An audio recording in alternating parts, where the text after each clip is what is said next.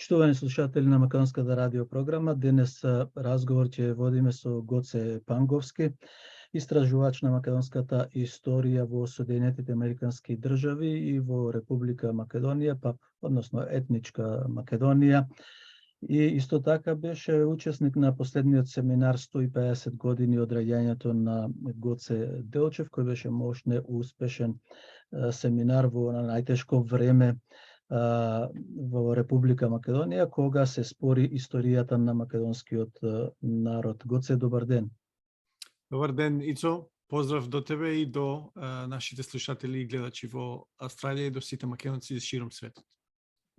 Драго ми е што по втор пат или трет пат сте на брановите на Македонската радио програма и исто така драго ќе ми биде што ја познавате добро и со документирано македонската, односно и веројатно денес ќе зборуваме повеќе и за бугарската историја, бидејќи наметнато ни е тоа преку оние историски комисии. Еве најнапред збор два да кажеме за тие историски комисии, па потоа ќе се вратиме наназад во историјата. Особено мене ме интересира особено потеклото на бугарите, бидејќи за нас се знае, ние како староседелци од Александар Македонски и пред тоа и Сонцето од Кутлеш и сите тие наши белези што ги имаме од античкиот дел на Македонија. Меѓутоа ме интересира и нашите слушатели ги интересира бугарското потекло. Најнапред збор два, еве да кажеш ако може за нашите слушатели овие кои не следат на Facebook и на YouTube за комисиите, дали се тоа научни, политички, како ги гледате вие? Според она што беше направено на политичката сцена, значи договорот така наречен добрососедски меѓу Македонија и Бугарија е потпишан на 1 август 2017 година и оттаму произлегува нели и тоа да се формираат така наречените заеднички комисии или една комисија со два председатели и членови од двете страни, која што ќе ги разгледува и толкува за така наречената заедничка историја на Македонија и Бугарија. Нешто што беше грешка во самиот старт, да се стави во самиот договор, затоа што кажано е 1000 пати, но не е на одмет да се повтори дека заедничка историја по некоја општа линија гледано, сите народи имаат, сите соседни народи и нации имаат заедничка историја едни со други, испреплетена низ вековите и така натаму. Но тенденцијата бугарска не од сега, не од времето на потпишувањето на договорот, туку од наназад сигурно век и половина и повеќе е така наречената заедничка историја да ја представи како бугарска историја и да ја наметне над нас македонците и да не представи нас пред светот, пред се, како бугари, а потоа со време и нас самите да не асимилира. Тоа беше и целта. Комисиите се формирани, од наша страна може би имало некоја првична идеја дека може би ќе наликува тоа нешто на некоја, ќе биде на некој цивилизирано ниво, како што има комисии, да речеме, меѓу Германија и Полска, меѓу Германија и Франција, меѓу други земји во светот, но ми се чини дека секому беше или требаше да биде јасно дека и пред самото формирање на комисиите нема да има цивилизирано однесување од бугарска страна кон нас.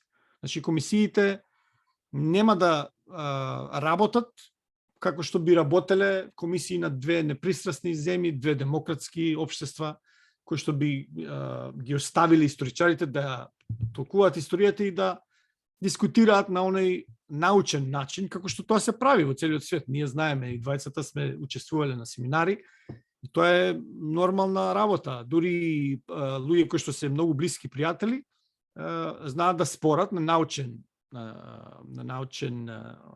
ниво, нели, со своите научни сознанија на научни семинари, на симпозиуми и така натаму. Ова што се прави е буквално наметнување на бугарскиот поглед на нашата историја врз нас. Комисиите служат само за тоа. Да, веројатно тука смешана и е Европската унија, исто така, има силна подкрепа, нели? За жал, тоа е всушност покрај условно ќе кажам нашето попуштање, затоа што јас и ти сигурно не би го прифатиле тоа. Она што го прави Европската унија е да и дозволува на Бугарија да го наметнува тоа врз нас македонците, како некоја си услов, нели, и уцена за нашето понатамошно пристапување кон Европската унија. Што е Добро. Да, добро, Гоце, Преседан. ајде збор два, еве имаме еден документ, овие документи сакам да кажам дека се твои што ги споделувам со јавноста, за бугарската историја тука да започнеме од прабугарите тука, прабулгарите до заселувањето на Балканскиот полуостров. сега една мала дигресија, ако дозволиш, Ицо. Значи, Повели. всушност тука е од тука потекнува и проблемот на она што јас го нарекувам на англиски, тоа се нарекува, нели, the original sin, според библискиот наратив, нели, првичниот грев на бугарската историја или историографија или наратив национален е токму тоа. Ги нарекуваат луѓето кои што се вистинските бугари, прабугари, како да живееле во некои си времиња кои што се толку далечни, како да е тоа било предисторија. А всушност не е така. Во истиот временски период постојат и други луѓе кои што не се бугари, не зборуваат на јазикот на кој што зборувале оригиналните бугари, кои што не само бугарската историографија, лингвистика и така натаму, сите пропратни науки, антропологија, ако сакаш, туку и светската, наназад со десетлетија потврдува дека се работи за турски народ или туркиски народ, ајде да не биде асли турски, нели, од нашата пријателска Турција, туку Така. од групата на турски народи, измешани дури и со монголски народи. И сега, уште едно појаснување тука.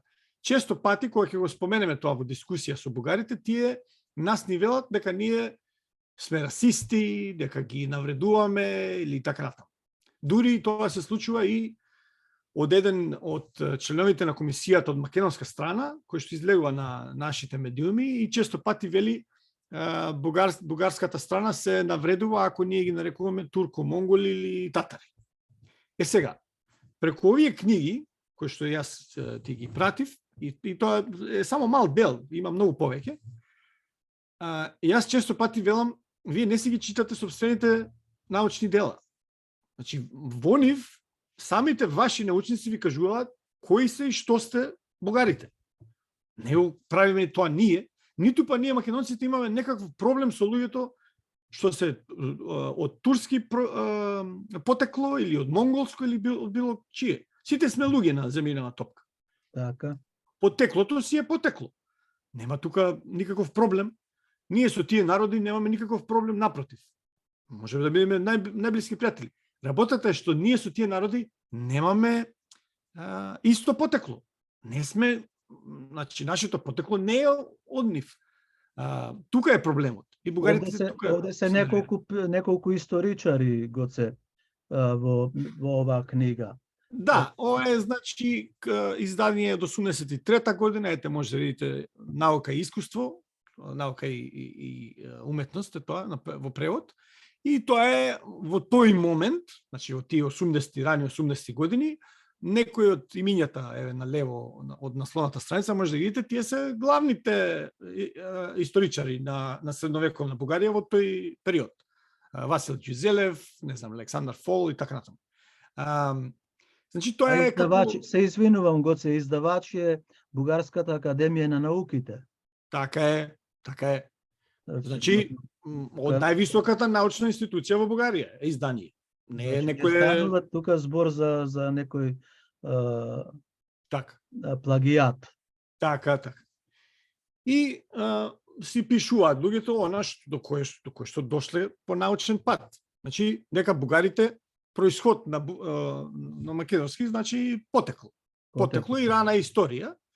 Значи, луѓето се од турско-алтајска јазична племенска заедница. Тоа значи тоа првата реченица каде што е подцртано со зелено. Ова каде што е со стрелката, така? Да, значи происход и рана историја значи потекло и рана историја. Сега тие, нели, прабулгарите, иако фактички тоа се бугарите, нема тука ќе објаснам понатаму зошто е погрешно тоа. Значи бугарите се од турско-алтајска јазична и племенска заедница. Тоа е првата реченица на првиот ред. И понатаму образложуваат нивната прародина се наоѓала во западен Сибир и така наму, долина на реката таа и така натаму.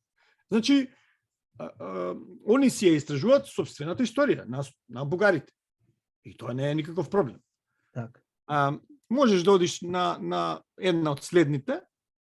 Ицо? Која? Ете, таа десно може. Ете, таа е постар датум. Значи 1922 година. Многу порано. 60-ти на години. Значи пред Втората светска војна. Зошто го потенцирам ова? Затоа што често кога ќе им покажеш книги нивни научни од периодот од 60-ти, 70-ти, 80-ти, тие велат, тоа беше времето на Тодор Живков, тогаш СССР ни наметнуваше нас. Ни наметна нас турската верзија на нашата историја. Не е точно тоа. Добро, еве ќе ви покажеме книги, ваши исто, пред Втората светска војна, пред Тодор Живков. Значи, ова е наслов на книгата е Бугарите во својата историја. Јанко Саказов, трето издание, значи три пати е преиздавана книгата во Бугарија. Да. Да. Софија, 1922 година. И пак имаме страница 11 и 12, потекло и името на бугарите. И сега китајци, значи кинези, кинезите кои што биле најцивилизираните соседи на тие турско-татарски племиња, значи од кои што потекнуваат бугарите. Да. Ова каде што покажувам со стрелката, нели? Така, да.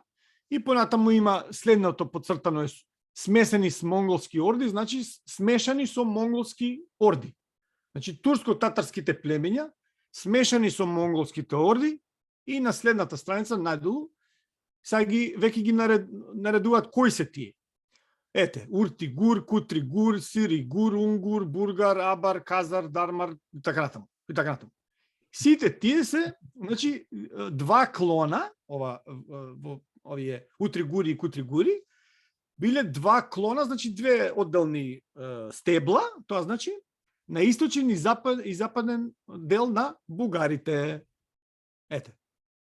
Баш кај што покажуваш сега. Мощно интересно. Значи самите ова го пишуваат. Не го зборувам јас ова, не го зборува Ицо, не го зборува македонска историографија, српска, не знам, руска или така натаму.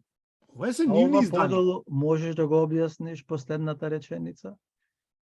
Томашек е еден турколог од раниот 20 век, многу познат во светски рамки, и вели, го цитира, значи Томашек изјавува во своите дела дека името бугари означувало смесица, измешан народ. Смеса. Да, смеса, на македонски смеса. Да, а тоа се однесува на ова погоре. Турско-татарски племиња смешани со монголски орди. Добро, на која да одам сега? Можеш на првата, втората, извини. На втората, таа. На лево овдека, со жолто е напишано, значи тоа е книга на Димитар Ангелов. Насловот на книгата е Образување на бугарската народност. Издание на БАН, повторно, значи Бугарска академија на науки, Софија, и страниците се 116-117, мислам дека е изданието е од 68 или 71 тука некаде. Добро. Значи исто познат медиевист бугарски, Димитар Ангелов. И на тие страници 116-117 вели тоа подцртаното со црвено вели успесите постигнати во областта на лингвистиката и откривањето на некои писмени споменици во кои што се среќаваат бугарски зборови, највеќе од така наречениот именик на бугарските кнезови, го формуваат постепено сваќањето дека прабулгарскиот етнос спаѓал кон семејството на туркојазичните племиња и племенски групи. И сега ги наредува во заграда како хуни, огузи, ујгури, хазари, печенеги и кумани. Сега, тоа гледиште се развива и така натаму. На следното подцртано вели во последствие, значи, откако беа откриени некои нови споменици во кои што се среќаваат прабугарски зборови, гледиштето дека прабугарите во своето, кога доаѓале на Балканскиот полуостров, биле туркојазичен етнос, може да се смета за окончателно доказано, значи конечно докажано. Так. Значи самите признаваат дека тоа. И сега подолу, јазикот на прабугарите е близок до западната или источната група на туркојазичните народи и најдолу вели дека најблисок јазик, од кој што потекнува од тие јазици, кои што го зборувале бугарите, е денешниот чувашки јазик. Значи, на современите чуваши. Чуваши се луѓе кои што се од Чувашија, така се вика земјата. Таа е земја соседна на Татарстан.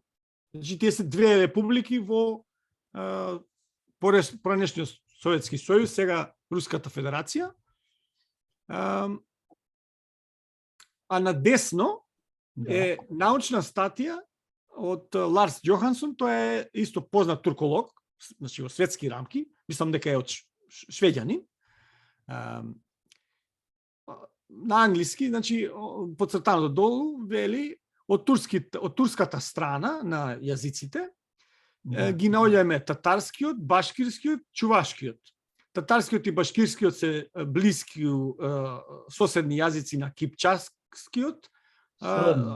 Гранката од турските јазици, од Кипчак, а чувашкиот е наследник на бугарите од Волга, значи тие што се доедени на Балканот, и е единствениот жив представник на бугарската гранка на турскиот јазик.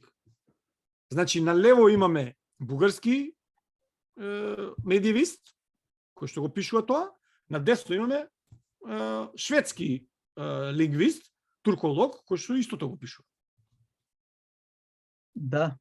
На крај убедливи докази, да. Мислам дека, знаеш, Ицо, не е целта ниту да навредиме некого, ниту да не знам, предизвикаме, не знам... Па не е, Гоце, не е навредова, документите се нивни. Па тоа ми е и целта, да. Мислам, не знам зошто постојано има некоја проблем, нонстоп ни се зборува за историја од бугарска страна, ама како да не си ги читаат собствените книги. Некако, не ми е мене тоа јасна работата зашто се случува. Најналево ако одиш... Првото? Да. Тоа е поново издание, ете, од 93 година, од Софија, и повторно, значи, Историја на Бугарија е едно така, ми се чини повеќе томно издание, и ете, има повеќе автори. Иван Можилов, Вера Мотавчиева, Константин Косев, Андреј Пантев, Стојчо Гранчаров. Значи, наведени си се. И сега, нели, Бугарија 681-864. Држава од варварски тип, така го крстиле поглавието. И сега почнува поглавието со корените, значи, што се корените на булгарите. И сега, гледаш, има Астерикс. Да. Ако можеш уште малку да зголемиш Ицо и само симни долу на страницата, тоа е фуснотата да ја прочитаме. Да разберат и слушателите и гледачите што означува тоа. Значи сега самите автори сакаат да објаснат во фуснота кај бугарите горе, нели? Од бугарите има фуснота. И сега што е работа? Значи, и вика вака. Да, вика, на читателите веројатно ќе им направи впечаток дека од тука и натаму го употребуваме терминот бугари, наместо она што се наложило веќе или прво българи, она што го среќававме во претходните изданија. Значи, ова е 93-та година. Так. И сега продолжува. Објаснението кое го должиме е следното. На сите е добро веќе познато дека изворите предлагаат едно единствено име, а тоа е бугари. Значи, нема прабугари во изворите во средните векови, има бугари. Ете, и на грчки, и на латински. Па се појавува и на грчки, така. Така, вулгарои и ова друго, тоа е булгарес на латински. Да. Со различни деформации, нели, во изворите има малки искривувања на тоа како е запишано. И продолжува дека е известно уште нешто, дека именувањето прво или прабугари, можеш тамо да останеш, само зголеми го пак да можеме да прочитам. Така, добро. Има научно потекло и тоа се појавува во непосредно пред Втората светска војна, значи објаснуваат кога за прв пат го почнале да употребуваат прабугари. И се налага значи како се наметнува веднаш после од марксистичката историографија со идејата дека така се разграничуваат бугарите од веќе формираната покасно бугарска народност. И сега објаснуваат авторите дека таков наратив, освен што противречи на нашите извори, е и ненаучен. Значи самите признаваат дека тоа е ненаучно така да се нарекува. Тоа е името едно и единствено во заграда булгарои булгари подолу. А содржинието е известна степен се променува, значи што содржи тоа име, и не е никакво посегателство со современата наука. Крајно време е да како се вика, да ја признаеме историската реалност и да отфрлиме една беспорна историска неправда. Значи, белешка на авторите. Значи, да појасним уште да слушателите и гледачите. Сака да каже дека или прво българи е грешно. Дека треба само бугари да си се нарекуваат. Зашто тоа се, тие биле бугари. Сега, на десната страна, уствари, на истата страница кај што почнува со црвено, велат вака. Денес, со увереност, може да се тврди дека местото каде се формирала бугарската племенска заедница треба да се бара во Централна Азија, поточно на северозапад од Памир и Тјан-Шан, во Алтай. А може би и по на исток во Џунгарија и источна Монголија, на десно, ако одиш сега, на страницата. Да. И сега основа за ова, современата наука го наоѓа во древно кинеските летописи, каде што присуствуваат некои имена Пуку, Бугу и така натаму. Сега тие тука тврдат разни работи и во следната реченица вели може да се тврди дека бугарите се дел од турско-алтајската јазична племенска заедница. Истото, она што беше од 83-та изданието. И на следното вика нивниот јазик, тоа техниот език, се однесува кон западно-хунскиот клон на турските јазици, подцртаното најдолу со црвено. Да, ова со црвеното. Да. Турските езици. Да. Значи самите си кажуваат кои се и што се. Си кажаат дека не е прабългари, туку българи, правилно, и тие луѓе се на турскојазични си. Значи биле племенска заедница сродна со монголите или измешана, како што научивме од претходните книги, која што зборува на некој си турски јазик. Денешен негов наследник е чувашкиот јазик. Сега оди најдесно, уште една да покажеме и да објасниме зошто го покажуваме. На десно самата огромна наслов Тангра, не мораше, вака нека стои, и се гледа добро. Тангра е божество, врховно божество на сите турски или туркиски народи. Значи се среќава кај сите тие наведени, кипчаци, не знам, сите што беа наредени, хуни и така натаму. Значи во средните векови и претходно, дури до пред новата ера, и се среќава на еден надпис од бугарите во Бугарија, кај што е малце со искривена форма, Тенгри, ама истото значење го има. И сега, тоа е насловна страница, значи зборник во чест на 17 годишнина од академик Васил Ѓузелев. Васил Ѓузелев е еден познат бугарски медиевист, и во негова чест издале во Бугарија зборник. Са многу смешно. 2006. Да, 2006 година. Тангра е, нели? А издателство на универзитетско издателство Свети Климент Охридски. Тангра и Свети Климент Охридски немаат никаква врска едно со друго. Едното припаѓа божество на бугарите, оригинални, кои што се турско-јазичен народ, а Климент Охридски се знае дека нема врска со таа работа. На лево, француски автор, Жан-Пол Ру, во превод на насловот е Религијата на турците и монголите. Так. И на 112 и 113 страница Тенгри, тоест Тангра. Значи Овде. да, со жолто што е, да видите гледачите. Значи, Тангра е божество на турските народи. Ете, на 2-3 реда погоре стои Каган, тоа е една титула. Баш кај што покажеш 2 реда погоре, Каган пишува, Каган, тоа. Каган. Тие се титули на турските народи во средните векови и претходно. Таркан, Каган и така натаму, нели? Од таму доаѓаат и Хан, Кан и така натаму. Значи, зошто го покажавме сето ова? Затоа што е важно потеклото на народите, особено кога Бугарија, да се вратиме на почетокот, тоа што го спомнавме, преку комисиите сака да започне нашата заедничка наводна историја меѓу Бугарија и Македонија да започне во средните векови. Зошто? Затоа што претходно нема бугари. Особено не па на Балканскиот полуостров. Тоа не е познато ни дали во Азија имало, а не па на Балканот, ама ете, на Балканот прв пат доаѓаат во 7 век. Или може би претходно имало походи и така натаму, нели?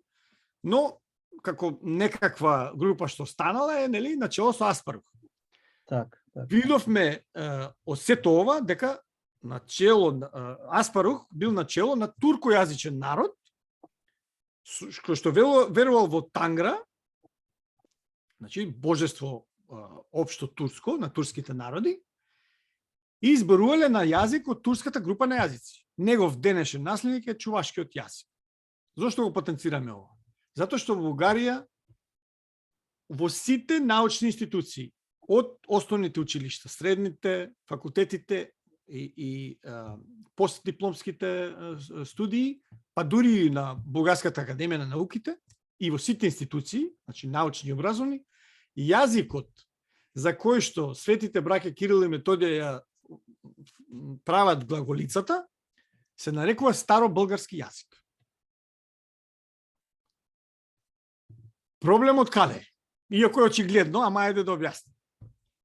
Во истото време се живи туркојазичните бугари и луѓето кои што зборуваат словенски јазик.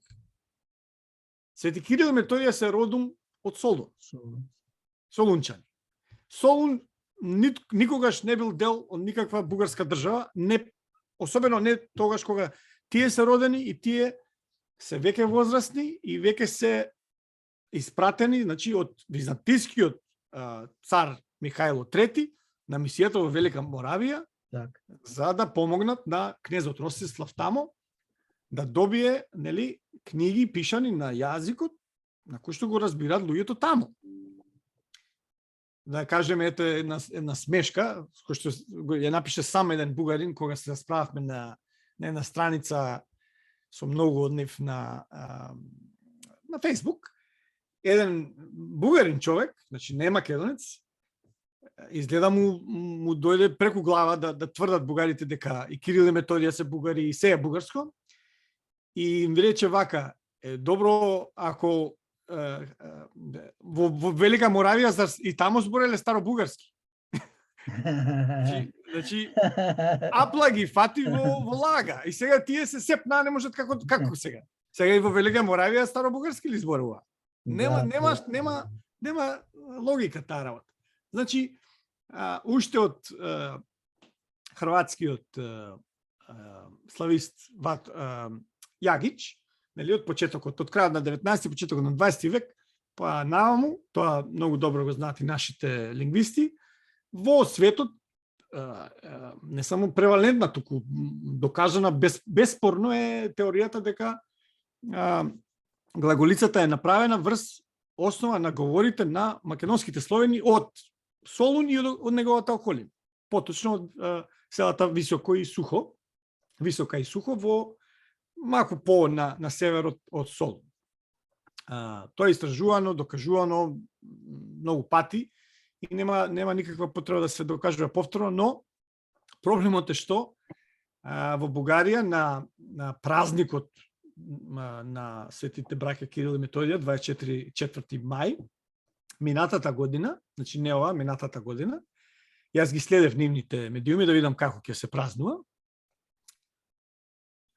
Сега ќе ми извиниш, нема да се сетам на името, но декан или продекан, значи на еден од нивните универзитети, ми се чини на Трновскиот, беше поканета, жена е, да една од нивните државни телевизии да зборува во чест на празникот. И таа изјави дека мајчиниот јазик на Свети Кирил бил бугарскиот јазик. Замислете каква е таа конструкција, какво е тоа искривување на фактите, какво е тоа безочно лажење на сопствениот народ и на сопствената млада популација. Тоа не би поминало никаде. Ако е надвор од Бугарија, нема да помини во науката. Не само што сите така наречени словено-јазични народи, значи ние, Срби, Хрвати, Словенци, Украинци, Руси, така натаму, не знам, Пољаци, Чеси, сите јазикот за кој што е направена глаголицата го сметаме за старословенски јазик и истото го смета и целата светска лингвистика, значи славистика особено. Само бугарите го нарекуваат старобулгарски јазик. И тоа е оној што го нареков на почетокот првичниот греф бугарски. Затоа што се наметнува хегемонистички една теза пред се во меѓу сопственото население, но се обидуваат тоа да го прошират, нели, кај можат. А во случајов можат врз нас или мислат дека можат, затоа што сметат дека имаат послаба страна и луѓе кои што ќе им прифатат се само и само да, нели, добијат некаков имагинарен бенефит. Добро, Гоце, тука еве да се приклучам малку и јас кон твоите ставови.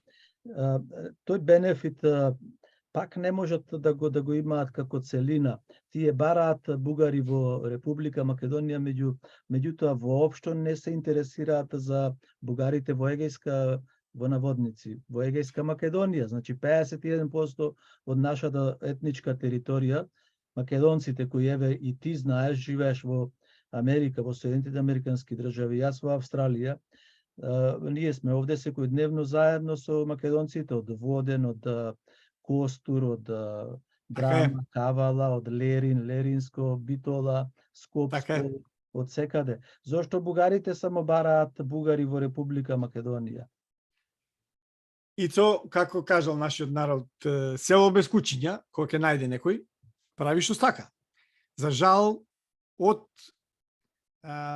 смената на власта, на криминален начин, јас се нарекувам жал на Македонија, се уште, за жал, навака, особено, имаме период каде што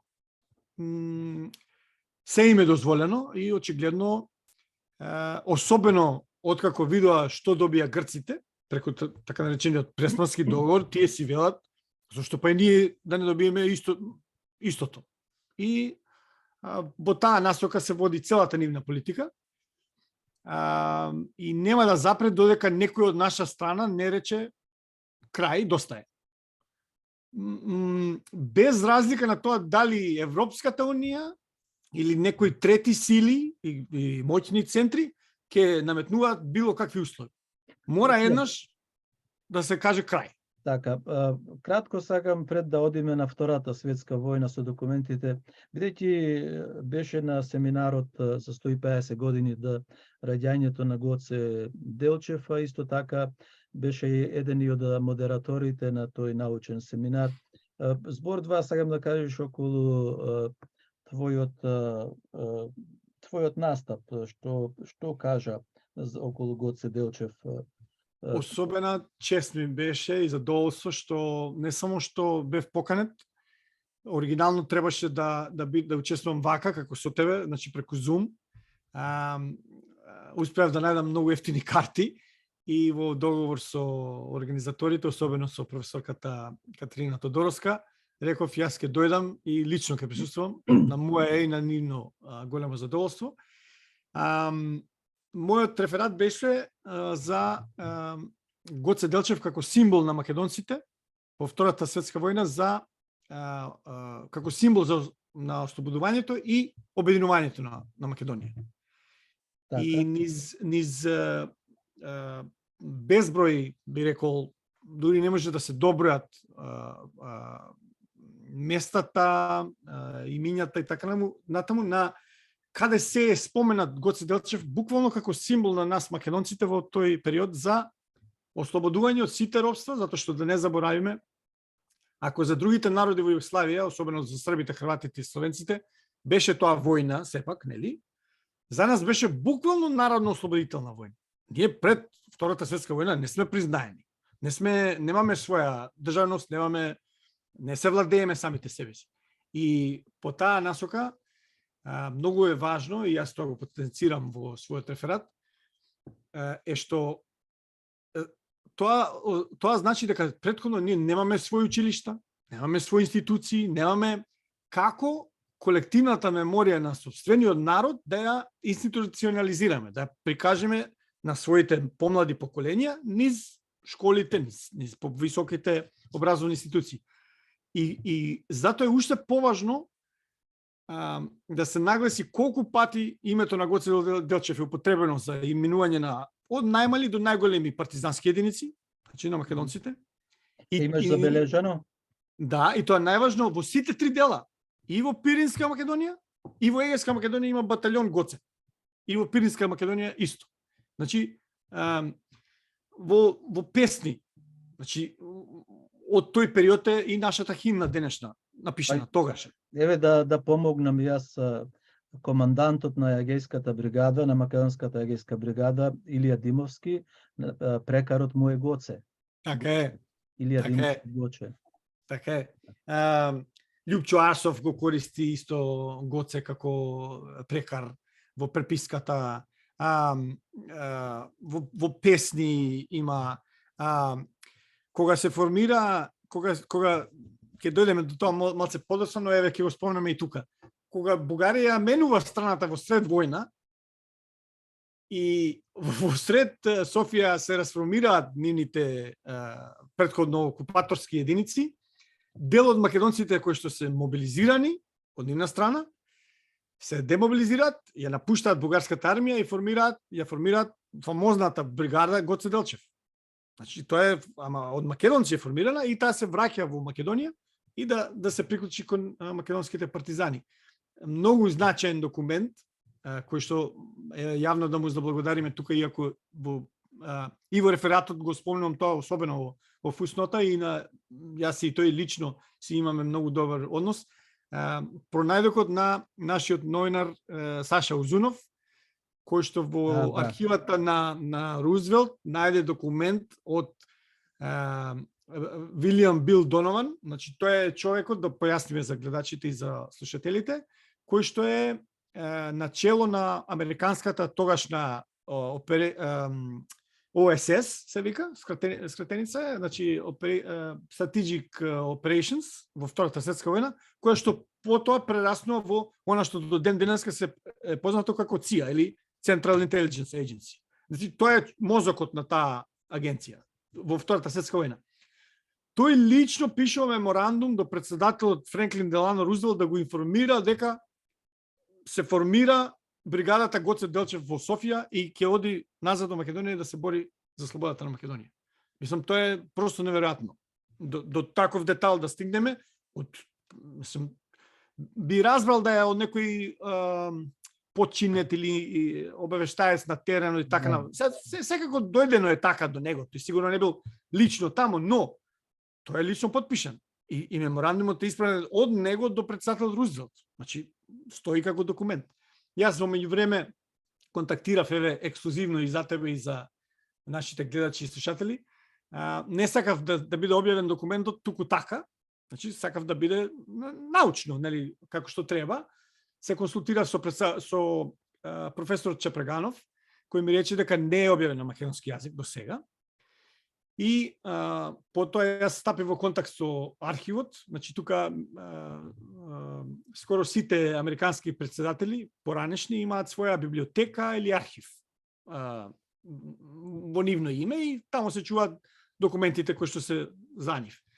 Јас контактирав со нив и побарав дозвола да се објави и добив дозвола и како факсимил да се објави и во превод. Значи ќе биде со сите нишани она што го нарекуваме ние со цела научна апаратура, со фусноти и со целосен превод. Да не биде плагијат, да. Да, и уште поважно, членовите или некои од членовите на таа бригада, кој што го носи името на Гоце Делчев, потоа се прераспределени во други поголеми единици затоа што се окрупнува македонската веќе станува војска. Некои од нив се во артилериската бригада кој што е на Калето на побуната на 7 јануари 1945 година, каде што велат не сакаме на Срем, сакаме на Солун да одиме. И во изјавите, една од изјавите на луѓето кои што се судени за таа работа, тој вели јас им наредив на војниците да одат да го земат знамето со Гоце Делчев. Значи идејата за обединета Македонија и Гоце Делчев се не раздвоиви се. Нераскинлив дел. Нераскинливи се, да. И тоа е исто многу значено. Го цитирам таму и еден подоцнежен многу сепак исказ на Крсте Црвенковски, но сепак е даден на 50 годишнината од почнувањето на организираната борба, нели? 11 октомври, во чест на 11 октомври 1991 година. Тој во едно интервју за тогашното радио Скопје се уште, македонско радио, кажува дека се повикува на Гоце Делчев во интервјуто и вели до тогашните идеи кои што се ширеле, особено во историографијата, и југословенска, но и македонска, дека КПЈ имала најважна улога и така натаму, се погрешни. Затоа што македонскиот народ сам се кренал во сите три дела на Македонија заради својот порив за слободата и за обединувањето на Македонија.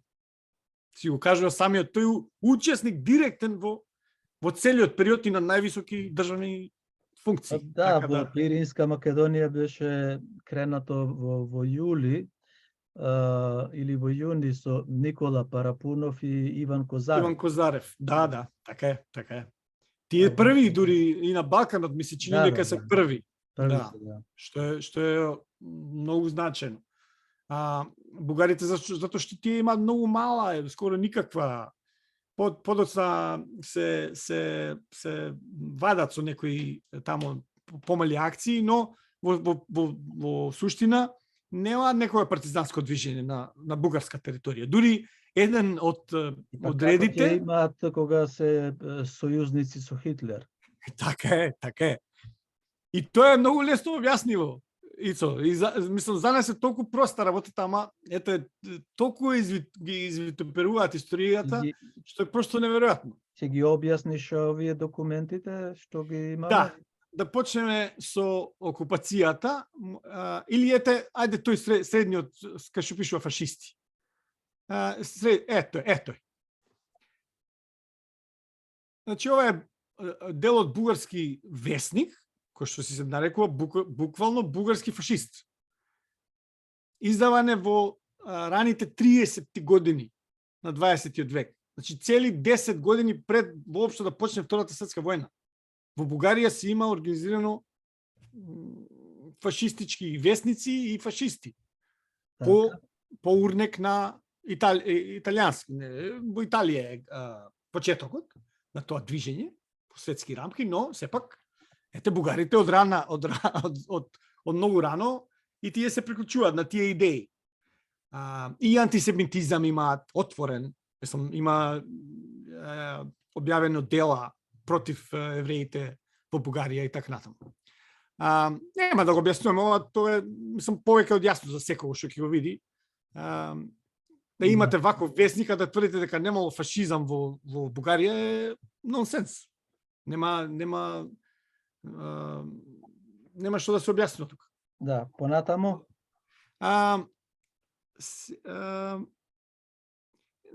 можеме со окупацијата, тоа, да. Значи, ова е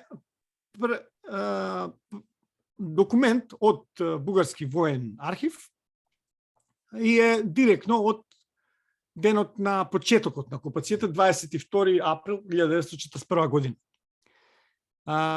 Да. Ете, на тоа пишува Министерство за војна, штабот на војската, број тој, 22 април 1941 година, Софија. И до командирот на петата армија, копија и така натаму, и си пишува тоа значи пехотна, значи пешадиска дивизија, 6-та пешадиска дивизија, од 23 април утрината да започне сосредоточено за окупирање на Македонија. Ете, самите си запишале, нема што ние да се правдаме, да им објаснуваме, не знам што. Нека си ги прочитат сопствените документи. Значи, сосредоточено да почнат окупирање на Македонија како што следува. И сега си пишува. Инаку би требало овде го ценели да стои ослободување. Да. Тие не ослободиле, да, во 41 година.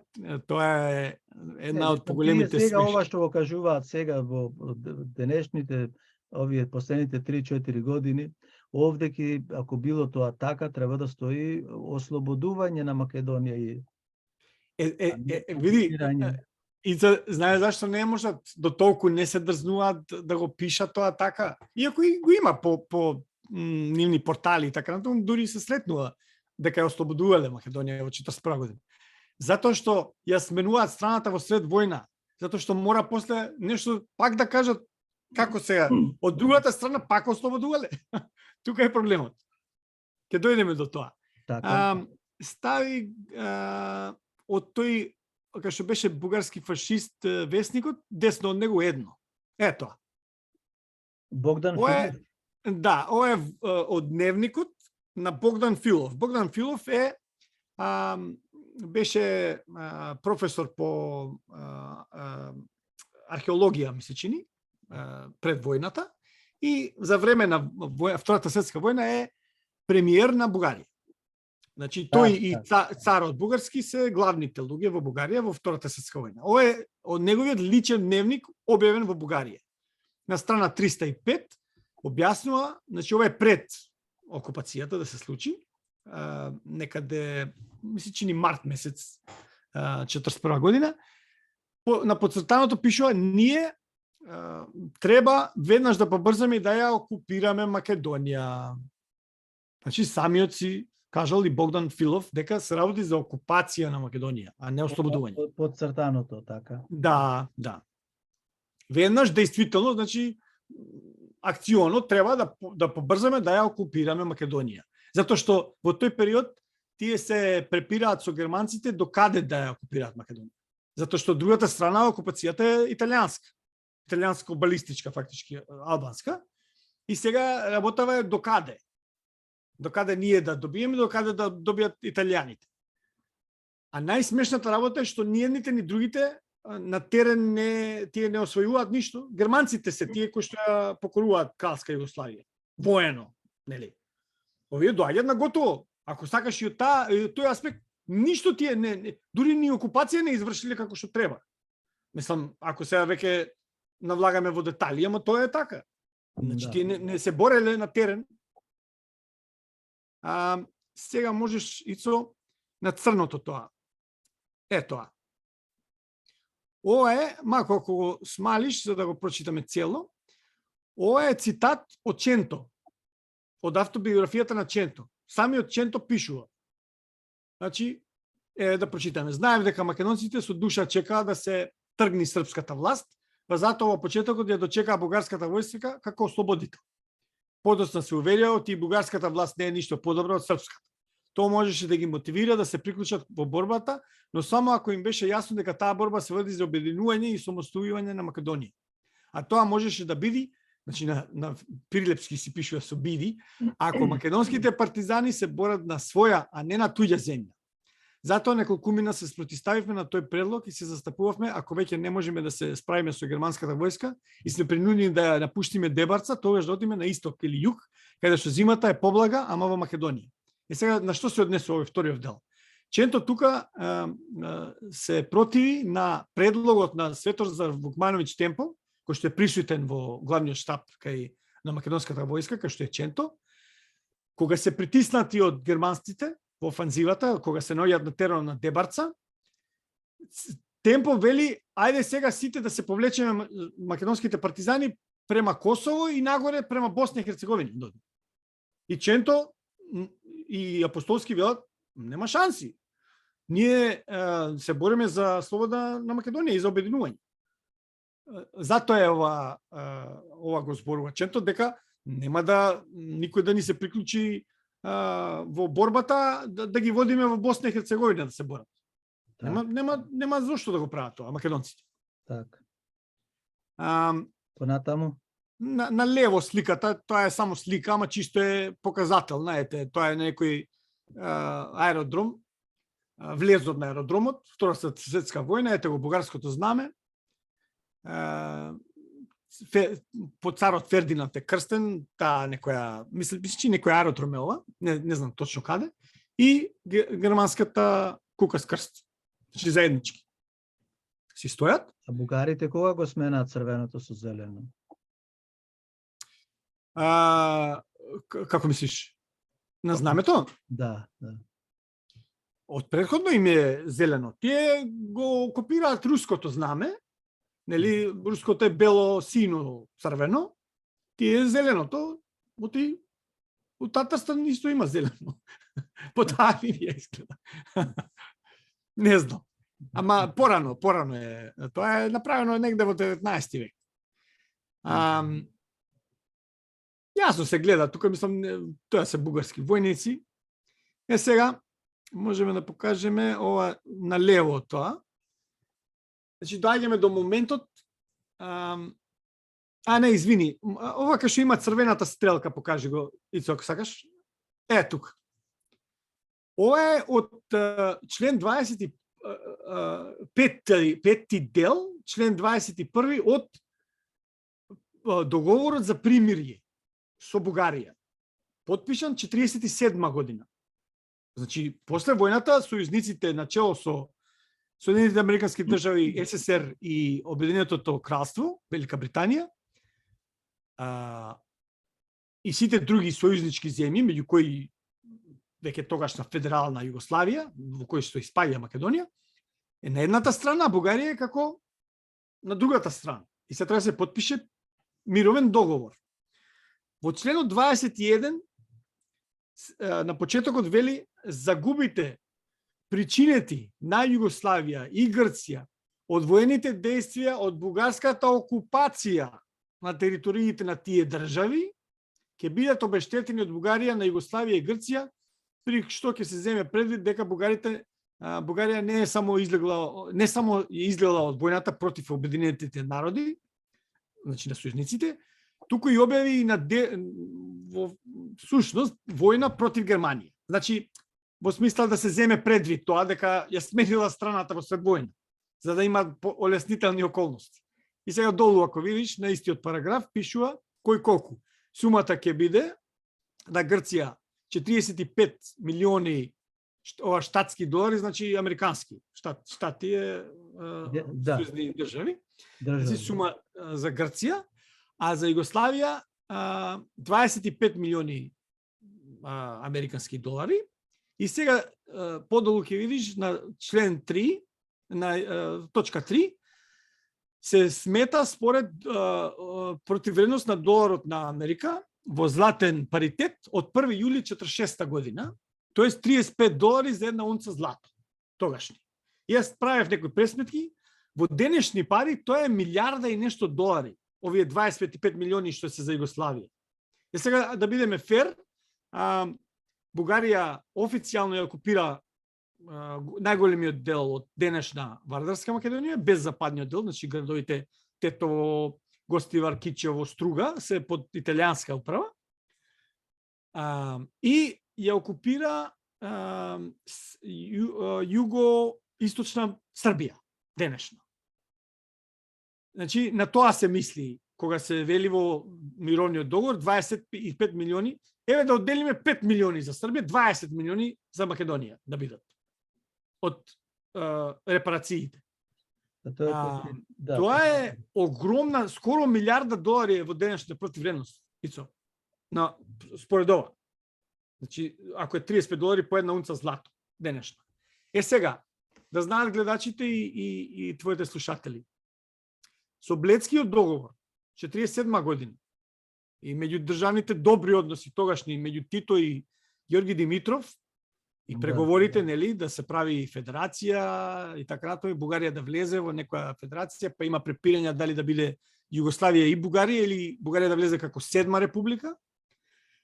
Тито, како знак на добра волја, ми ги простува репарациите.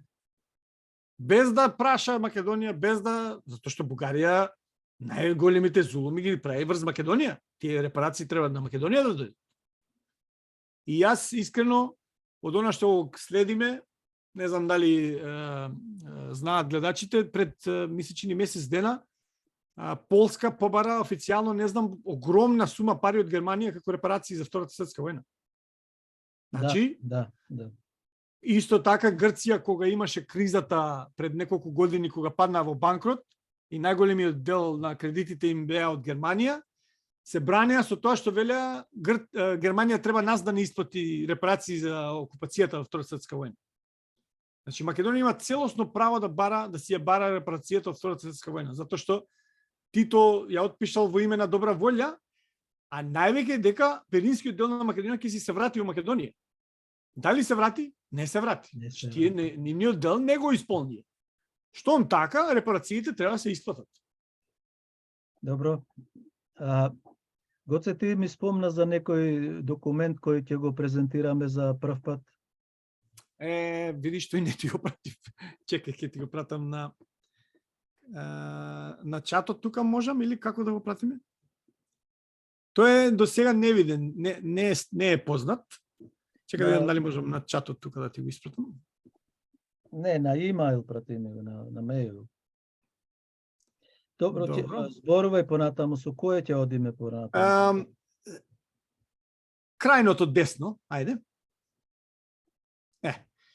Ова е советскиот маршал Толбухин. Значи, нели, гледачите и слушателите знаат дека и Тито беше маршал на Југославија.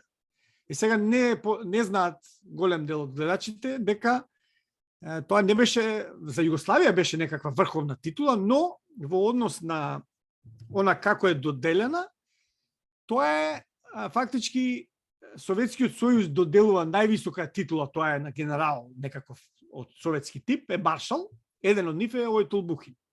И Тито добива таква звање, чин, затоа што над сите нив е Сталин. А неговиот, во тоа измислен, сега да речеме, чин е генералисимус. Значи, Сталин беше генералисимус, под него се маршалите, меѓу кои е и Тито. Сега едниот од нив е маршалот Толбухин. Маршал начело на така наречениот Трет Украински фронт. Тоа е делот од Црвената армија која што оди на југ. кога значи веќе почнуваат да губат германците и советите ги напаѓаат и ја ослободуваат целата територија на Советскиот сојуз и почнуваат да ја ослободуваат и Источна Европа. Овој човек е начело на Советската црвена армија што оди на југ. Значи према Бугарија, према Романија, према Југославија.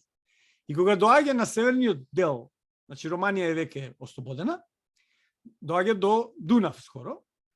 И ова е на 7 септември 1944 година испратено од овој маршал Толбухин до бугарите, до бугарскиот народ и бугарската армија. И им вика, красната армија, красна значи црвена. Црвената армија нема намерение да војува со бугарскиот народ и неговата армија, дека го сметаме бугарскиот народ за братски народ. Така. Црвената армија има една задача да ги разбие германците и да ги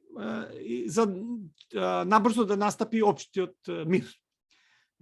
За тоа нешто неопходно е бугарската влада да престане да им служи на германците, дословно така вика, и да ги прекрати сите односи со германците и да се сврти на страната на демократските земји. Црвената армија само кажува дека германските офицери и војници кои ќе се прифатат во Бугарија и така натаму ќе бидат предадени на советските војски и така натаму. Значи командиот тука е кога го соблекува едното палто, джакетото. Ето така. Она нацистичкото и па после го облекува партизанското. Ето така. Јас на често им го покажувам овој документ и им велам, ова е на 7 септември, веќе 2 дена подоцна, значи на 9 септември, Бугарија го слави и го славеше до пред некоја година како национален празник, на денот на новата Бугарија, така наречена. И тоа е значаен празник за нив, затоа што без помошта на Советскиот сојуз, тоест заплашувањето од северната страна и стапувањето на сцена на Георги Димитров и комунистичката партија во Бугарија, Бугарија ќе си беше сметана како и сите други, нели, пронацистички, профашистички земји кои што се приклучија кон Тројниот пакт. Значи силите на Австрија, Германија, Италија и Јапонија. И фактички со ова советите по втор пат во историјата на најдрастичен начин им помагаат на Бугарија да си задржи и земјата и народот, како што го направија тоа во 1878 година, кога Сан Стефанска Бугарија. Да, има војна меѓу тогашна царска Русија и Отоманската империја, значи Турција, и таа си е војна меѓу русите и турците. За своји потреби царска Русија, откако ја поразува Турција во Сан Стефано, тоа е едно мало место во близината на тогашен Истанбул, сега е веќе во рамките на Истанбул, на брегот, подпишува мировен договор со Турција, на кој што, да потенцираме за гледачите, не присуствува ниту еден бугарин на подпишувањето, нема ни еден бугарин.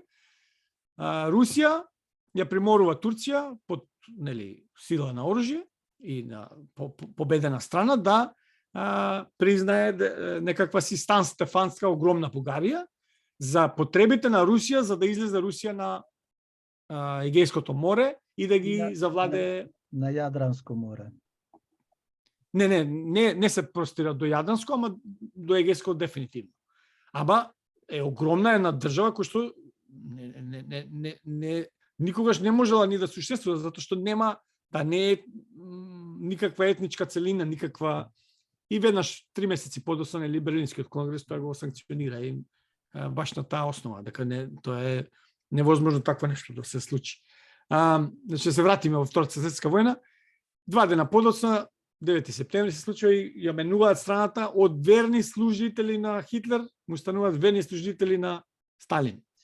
Сега има тука една мала, многу важен детал, кој што многу малце луѓе го знаат, дури ми се чини и во македонската јавност.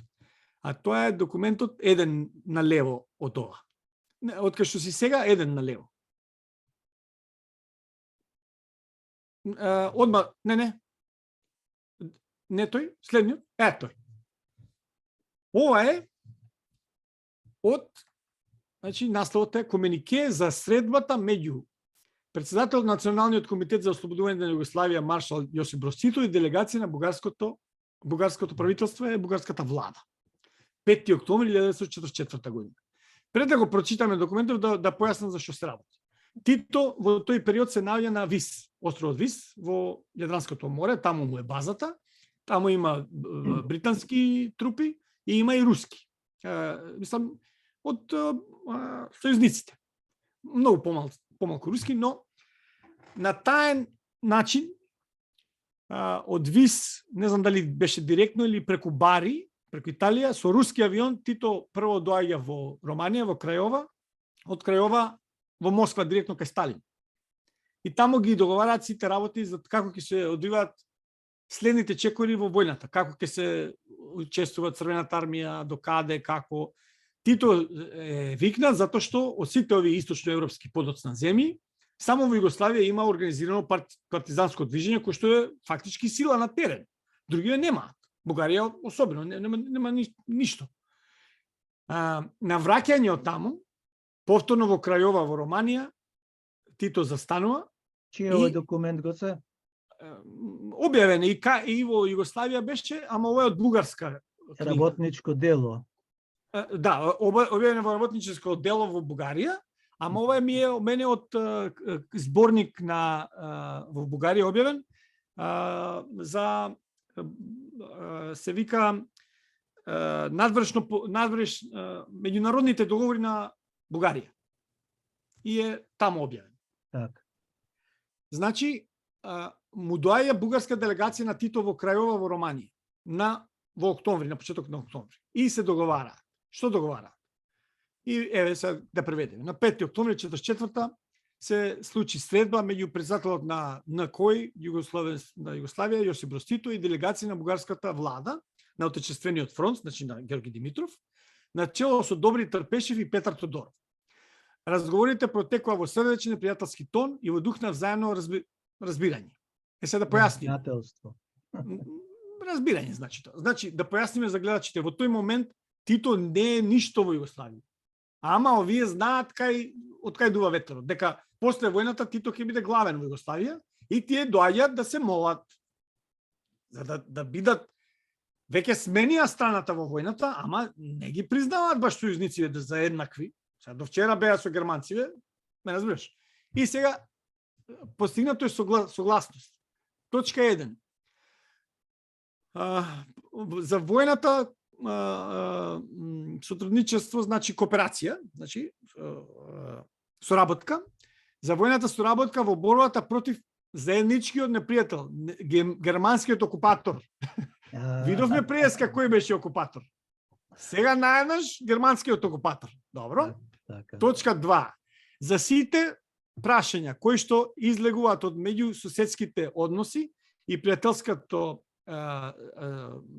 соработка меѓу Бугарија и Југославија ќе се решаваат во духот на братските и заеднички интереси на народите на Југославија и Бугарија. Веќе гледаме тука волја да се признаат народите на Југославија, меѓу кои македонскиот народ. 5 октомври 1944 година. Делегатите на владата на Отечествениот фронт изјавија спремност да направат се за да ги поправат неправдите кои што биле причинети на народите на Југославија од реакционерните и фашистички елементи на бугарската војска и дека ќе ги преземат сите мерки за да се нормализираат односите меѓу бугарскиот народ и народите на Југославија во духот на полна братска солидарност. 5 октомври 1944 година. Со овој документ фактички Тито им дава дозвола, секако тоа е санкционирано од Сталин, Сталин го бара тоа, бугарите да се почнат да се вклучуваат во борбата против германците, дури на југословенска територија. Зошто е тоа важно да го потенцираме? Затоа што тие и за 44-та велат дека не ослободувале. Како не ослободувале? До вчера окупатори најнаш менуваат страната, ти убаво рече, шинелот го смениле од германски пронацистички, фашистички, најнаш партизански, сега ние сме со вас. Так. И за да покажат, за да докажат дека навистина тоа е така, тие навистина се вклучуваат во борба. И многу бугарска војска гине на теренот на Југославија и во Македонија, тоа е вистина. Тоа не може да се порекне. Тоа нашата историографија никогаш не го порекнала. Работата е што тие си го припишуваат дека тие само ослободиле. Дека немало македонски партизани. А македонските партизани се на чело. Дури има, не ги пратив, имаме документи кај што апостолски, Тито дава една наредба, депеша испратена до нашиот главен штаб, кај што им вели на апостолски, смирете ги односите со бугарите, многу сте ги затегнале, ви рековме веќе дека сега се тие на наша страна. Што наши не може да ги трпат. До вчера не колеле, не беселе, не убивале, сега најнаш браке ќе ни се прават. Сега може да го покажеш вториот документ од СИТ. Мислам, тоа е се слики две. Тоа. Тоа е практичен приказ. Ете, Бугарија 41, како ги дочекува германците. Она што нас ни викаат цело време, вие како сте не дочекале нас. 41 година, мисли, че ни тоа е Софија. А долу, истата Бугарија, веќе вади транспаренти со смрт на фашизмот и го слави Сталин. И да живее Црвената армија и така натаму. Значи, двете лица на Бугарија. Двете, значи, јас често им велам, тоа е шизофрена политика и така си ја тераат они. И ти убаво рече преска Ицо, не можат во Грција тоа да го наметнат, затоа што Грција буквално има на јавни простори плакети на споменици кај што се спомнува бугарски фашистички окупатор. И тие таму не смеат да им зуцнат, да ги симнат или да ги тргнат или да не знам да протестна нота да им дадат или така натаму. Кај нас очигледно земја која што ние сме буквално возобновена е нашата државност на темелите на антифашизмот. Значи јасно ме за нас темелот на нашата возобнување на македонската државност во 44 година, а не формирање на македонците. Ченто е роден 1902 година во Прилеп. Ченто не се престори во Македонија 44 година. Ама на кого да му објасни? Па добро е, и ќерка му Марија, јас често пати сум имал интервјуа со незе. И таа доста придонесува околу овие историски факти. Така е. Постоењето на македонскиот народ и борбата против фашизмот. И голем поздрав до целото семејство на Ченто. Јас се познавам лично со најстариот син Чичко Илија. Да, тој лично ми ја потпиша автобиографијата на неговиот татко, затоа што и тој учествува во незе. Има мал дел кај што тој ги раскажува работите од негов аспект. Инаку најголемиот дел е буквално цитиране Ченто. Дури за жал и за гревата да знаеме дека буквално на смртна постела им диктирал на своите деца да запишуваат во автобиографијата затоа што за да се запамети, за да остане запишано. Да го пратиш тој документ да го објавиме. Од Ченто автобиографијата? Не, тој германскиот документ. Така, сега ти го пратам. Чека да видам дали можам на чатов или не.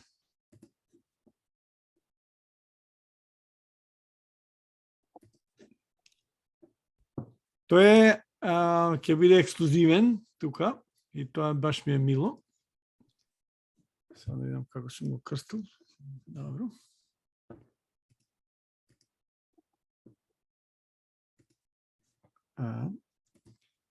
Се работи за документ германски од Втората светска војна од септември месец 1944 година, изгледа неколку дена после капитулацијата на бугарите. Значи кога менуваат страната. Кога ги менуваат палтата, јас велам секогаш. Да. Да, тие истите борци што служеа под свастиката на Хитлер, само ги сменаја палтата, ги сменаја капите и отидоа во партизани. Дури во судењата на некои од тие што беа директно вклучени во злостоствата во Македонија, еден од нив, Богданов, мислам, или како се викаше, буквално кажува на судењето дека како се вика, некои од луѓето кои што се уште, значи тоа е судење, тоа е 47-48 година,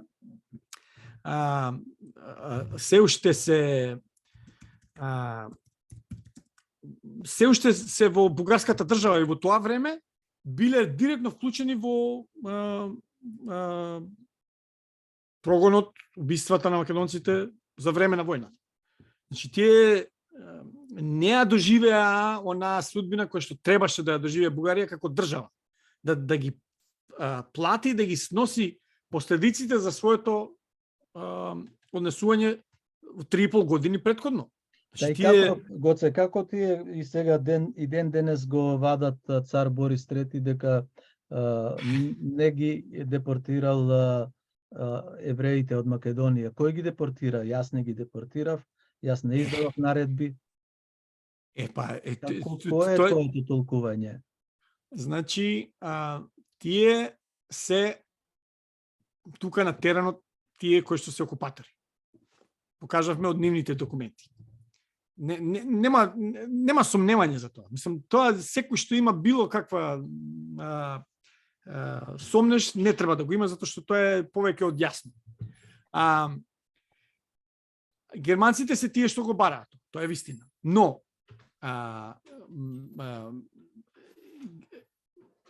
бугарскиот цар Борис III успева во наводници да ги задржи бугарските евреи, но не ги сега ги поштедува, да, но тој ги праќа во логори, трудбенички логори во самата Бугарија, да градат, да прават, вистинското спасување во Бугарија на евреите се случува од Пешев, мислам дека се вика еден пратеник во нивното собрание, и од црквените лица, од неколку од владиците, да. Значи царот не е тој што ги Кирил и Стефан. Да. Сега многу е важно да нагласиме дека и со самото тоа тие фактички признаваат дека Македонија не е нивна, не била нивна. Ако сме ние бугари, ако Македонија била бугарска, нели викаат ги спасивме бугарските евреи. Значи македонските не се бугарски, така? Значи Македонија не е бугарска. Фала, пријатно. Значи пак признавате дека не сме бугари, не е Македонија бугарска. Па одат до такви извитоперувања, кога ќе се фатат во кога ги фатиме дека нема веќе каде да избегат, велат, а зашто вие не ги спасивте? Како сега вие окупатори, главни сте тука, вие водите администрацијата, вие сте војска, вие сте полиција, македонците требало да ги спасат. Јад Вашем, институцијата во Израел која што го следи тоа, кој бил така евреите ги нарекуваат праведници во Втората светска војна, луѓе кои што да вистина се потрудиле или спасиле евреи, признава, ми се чини, десетина имаме македонци, признати се, пишани во Израел, како праведници. Значи, и под окупација македонците успеале да скријат по некој човек. Так. Кај нив се исто десетина, 20 души, и тоа се тие баш неколку од владиците, тој Пешев и други луѓе кои што биле директно вмешани. Инаку државата како таква, таа е бугарската униформа, имавме ние дури во партизанското движење од евреите, и Естреја Вадија Мара е загината од бугарски куршум, а друга партизанка беше Жамила Колономос, кој што на стари години даде интервју тоа за BBC, британската Broadcasting Corporation, кај што вели, мене буквално фамилијата ми ја зема бугарски војник со бугарска униформа. Нема што тука, нема никаква двојба нема за тоа. Гоце, Е, ова е сега- документот што излегува за прв пат. Да. Види сега, за прв пат во јавност вака. Во јавноста, добро, меѓу Така. Инаку е објавен е документот во сега ќе ти кажам, само да видам 79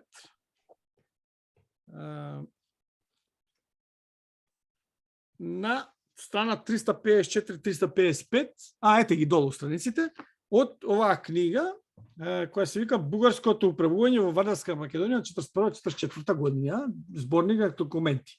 И тоа е, самите си издаде во Покажи Бугарија. ја погоре малку повисоко. Не знам дали се гледа. Да. Значи, таму е објавена. И сега многу е важно, ако видиш на крајот Ицо, пишува ЦДА, најдолу, тоа ЦДА значи Централен државен архив. Тоа е бугарски. Ова КМФ не знам што име, има, нели, архивски брои и така натаму. А под него стои ДАРМ. Тоа е Државниот архив на Република Македонија. Значи, овој документ го имаме и ние. Сега јас по своји канали се обидувам да го најдам факсимилот, значи оригиналот. Да го добиеме, да можеме да го ставиме на интернет, да малце да го прошириме меѓу јавноста. Меѓу јавноста, да. Да. Сега, значи, вели вака. Позив, значи повик од германскиот командантство до населението во Македонија за подкрепа на против, срешту значи против, советските војски кои што се настапуваат. И сега почнува документот со не българи туку, македонци. Значи германците не се обраќаат со македонци. И вика, да.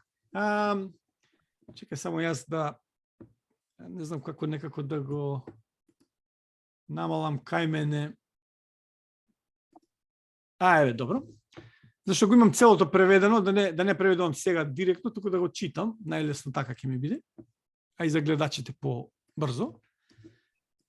Значи, вика вака. Документот вели вака. Македонци, како веќе многу пати во историјата, вашата земја повторно се наоѓа во опасност да биде прекриена со ужасите на војната. Една подла подкупена од Москва бугарска влада си ја предаде земјата. Германците го велат тоа. Без да покаже спротивставување, таа дозволи советските орди да навлезат во Бугарија и сега болшевизмот надвиснал како голема опасност над вашата родина. Болшевизмот е најгрозната опасност што досега ја заплашувала Македонија. Господарите на Кремљ и нивните агенти во земјата се обидуваат да ве убедат дека Русија е заштитничка на сите Словени и дека ќе ги остави недопрени вашите народни особености и вашата вера. Тоа маскирање на еврејскиот болшевизам е крваво исмејување. Никаде во светот народните интереси не се потиснуваат побрутално отколку во советска Русија. Никаде во светот една религија, верата во еден бог не се гони како што тоа се прави во Советскиот сојуз. Денешна Русија не е веќе мајка Русија од порано. Убиства, терор и грабеж се методите преку кои се гради моќта на Сталин. Убиства и терор се методите на бандите кои што со англиска и болшевичка поддршка од нивните скривалишта во планините навлегуваат во вашите села и го разграбуваат имотот. Значи, ова се однесува на партизаните наши. Ќе му помогне ли Англија на измаченото македонско население? Прашалник. Не, извичник. Англија има само еден интерес, да сее немир и несогласие во земјата, за да ве насаска еден против друг. Таа ги поддржува партизаните, без разлика од какво политичко обединување се тие. Со оружје, борба, залихи со храна и пари. Сега тука ќе застанам само да потенцирам. Без разлика од какво политичко обединување се тие. Да. Да запаметиме, Ченто не е комунист. Така. И британците многу добро знаат дека македонците не се само комунисти и не се борат за комунизам, туку за национално ослободување. Да продолжиме. Таа ги поддржува овие бандити на кои што заради нивната мрзеливост полесно и попријатно име да убиваат и плячкосуваат отколку секојдневно да си го заработуваат лебот со трудот на сопствените раци. Англиската пропаганда ви кажува дека Англија прави се за ослободувањето на вашата македонска родина. Тоа е една подмолна лага. Ова англиска болшевичка? Па, ајде, и едното и другото. Затоа што во тој момент Велика Британија и СССР се во сојузници. Затоа германците така настапуваат. И против двете нели сили. И сега вика, тоа е една подмолна лага, затоа што уште на конференцијата во Техеран, се мисли значи на конференцијата меѓу сојузниците Черчил, Рузвелт и Сталин, одржана на ноември-декември 1943 година, таму го предаде и продаде целиот Балкан на болшевизмот. Единствената сила која што може да ве спаси од ужасната тиранија на болшевизмот е силната рака на германската војска. Кон тоа се присоединува вашата собствена и решителна воља за спротивставување на еврејскиот болшевизам. Англиската и болшевичката пропаганда во содејство со предавничката влада во Софија се обидуваат да ви представат како веродостојно дека секако спротивставување на советите и советските банди било бесмислено, затоа што наводно германците веќе ја загубиле војната и намеравале да се повлечат од Балканот. Тоа не се става ни под знак на прашање. Вие најдобро го знаете тоа. Вие гледате како секојдневно нови германски единици брзаат кон фронтовите за да ја зачуваат вашата родина. Од пред извесно време Германија води една чисто одбранбена војна. Нејзината смисла е поможност на противникот да му нанесат најголеми загуби и да ги зачува собствените сили за решителниот удар. Целата моќ на германска индустрија со месеци наназад е пренаменета во продукција на тајните оружја, од кои што првото В1 со уништувачките удари врз Лондон и Јужна Англија ги исполни со страф и ужас срцата на англичаните. Само во Лондон, како што соопштува англиското радио, од упалјањето на В1 ракети се тие, се повредени околу 900.000 куќи, така што тешко ќе бидат несоодветни за живење преку надоаѓачката зима. Лондон има интерес да го премолчува бројот на сосема уништените куќи и индустријските заводи. Со најголем очај, плутократите и болшевиците испраќаат безпоштедно неспоредливи маси во борбите за да ја истргнат победата од нашите раце, пред да почне дејствувањето на новите германски оружја, но ништо нема да им помогне.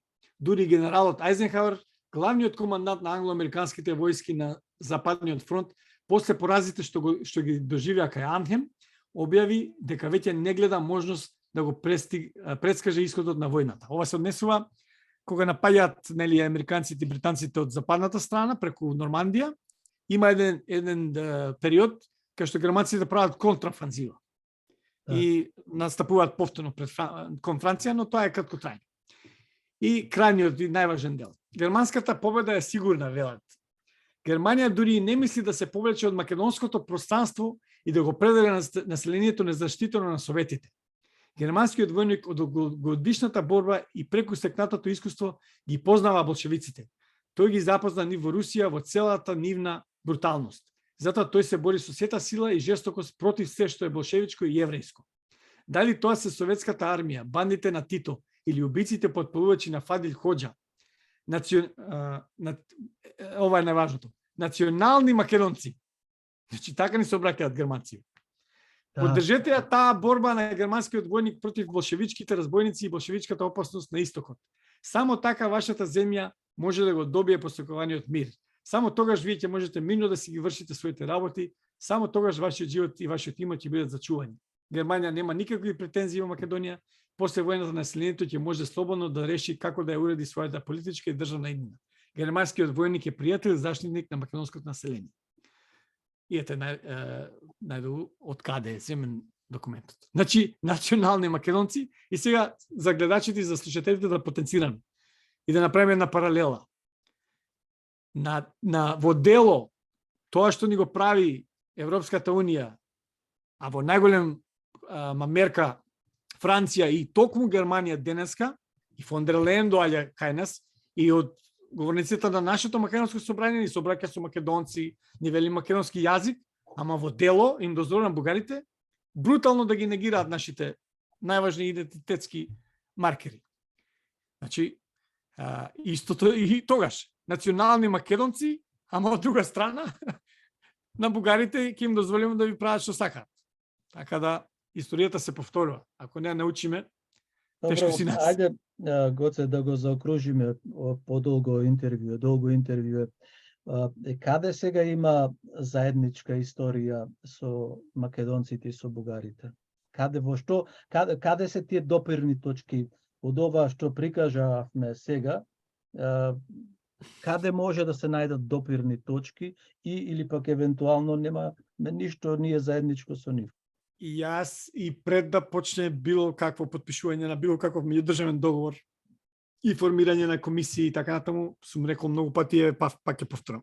Секој народ, ако гледаме така, секоја нација има заеднички точки во историјата со сите соседни своји народи. Но секоја има своја историја.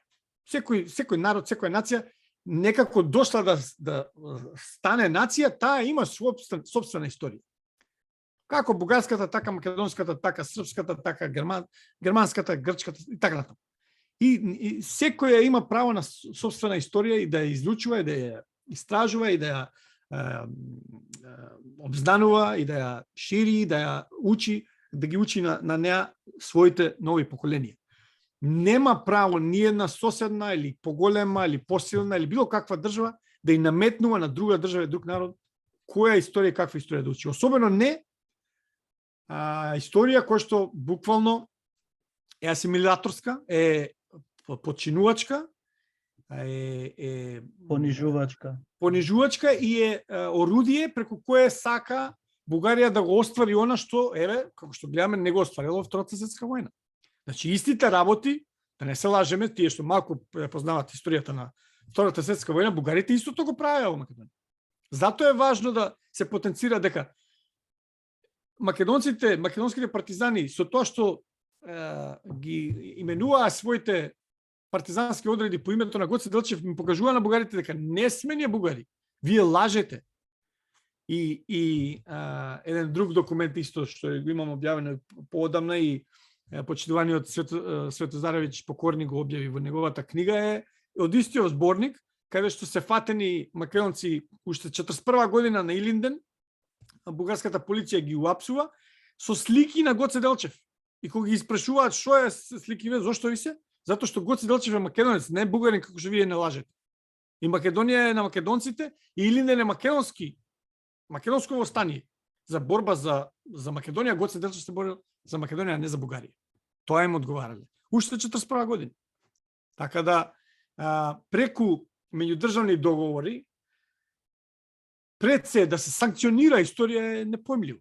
Мислам, и во Преспанскиот договор, некој да ти кажува ти во членови на некој си меѓудржавен договор, ти си ова во историска смисла, а ти си ова, тоа е невидена работа.